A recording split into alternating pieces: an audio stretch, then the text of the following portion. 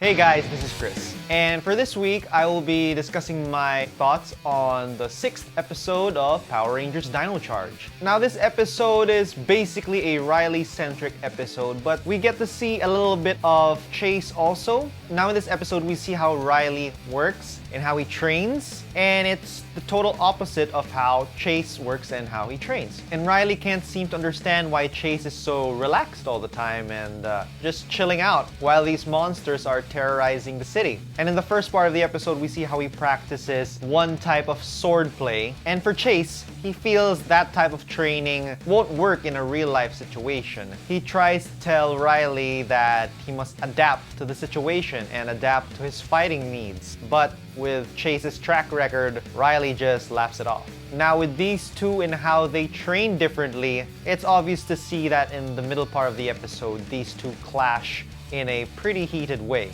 Now the Keeper then gets into the scene and gives his words of wisdom to Riley. Unlike other mentors like, well, Zordon, the Keeper seems to only be present at certain aspects of an episode. What is the Keeper doing at the other times? It seems like he's only there to give wisdom when the Power Rangers are in dismay. Now from this week's wisdom from the Keeper, he tells Riley that two different paths can lead to the same destination.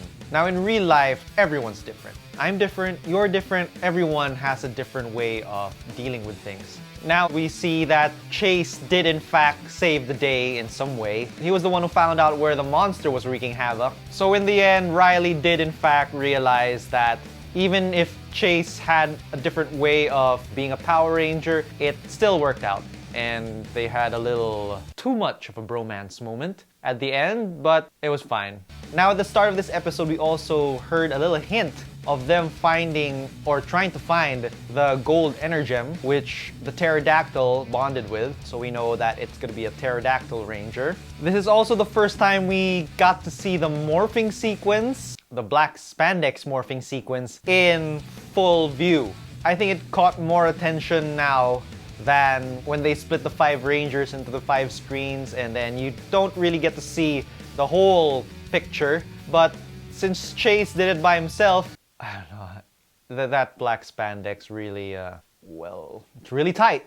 Now with the Zords, we see that they used a new charger, which is called the Dino Blaze Charger. The Megazord gets to use the head of the T-Rex to shoot fire to blast the enemy. And we also get to see the Stego Shield become the Stego Saber in Megazord form. So I liked seeing those two new add-ons for the Megazord. So overall, this episode was still a very good episode. We got to see some character development between Riley and Chase. We got to see new things with the Megazord. We got a little preview for the next episode with regards to the Gold Energem.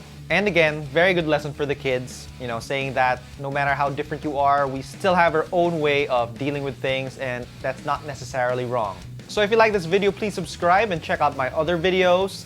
Monster Extinct. See ya. It's morphin' time. Falcon Zord. I summon Saba.